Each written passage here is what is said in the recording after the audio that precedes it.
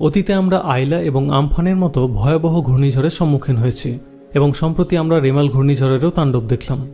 এখন এই ঘূর্ণিঝড় সৃষ্টি হয় কিভাবে, চলুন জেনে নেব আজকের ভিডিওতে। একটি সাইক্লোনের সূত্রপাত হয় নিরক্ষরেখা বা বিষুবরেখার কাছাকাছি অঞ্চলে।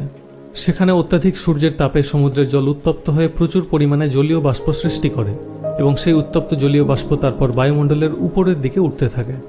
একটি নির্দিষ্ট উচ্চতায় পৌঁছে যাওয়ার পর ঠান্ডা হাওয়ার সংস্পর্শে জলীয় বাষ্প বিন্দু বিন্দু জলকণায় পরিণত হয় এবং সেগুলি অতিরিক্ত তাপ বাতাসে ছেড়ে দেয়। আশেপাশের বাতাস সেই তাপ গ্রহণ করে আরও উপরের দিকে উঠে যায় এবং সেই অঞ্চলের বায়ুর চাপ হ্রাস পায়।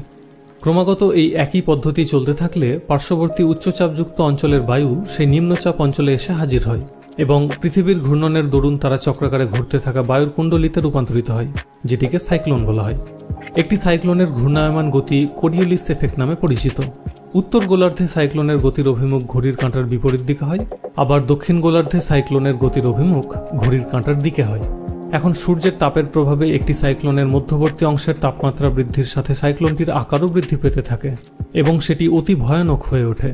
এরপর বায়ুচাপের পার্থক্যের দরুন সাইক্লোনটি ভূপৃষ্ঠের দিকে এগিয়ে যেতে থাকে এবং নিজের যাত্রাপথের সামনে থাকা সমস্ত জিনিসকে তছনছ করে দিয়ে এগোতে থাকে, যার ফলে আমাদেরকে প্রচুর ক্ষয়ক্ষতির সম্মুখীন হতে হয়।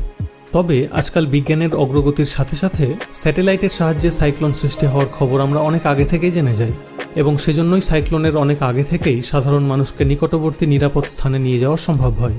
তাহলে এই ছিল সাইক্লোন সৃষ্টির পদ্ধতি সংক্রান্ত আজকের ভিডিওটি দেখার জন্য অসংখ্য ধন্যবাদ।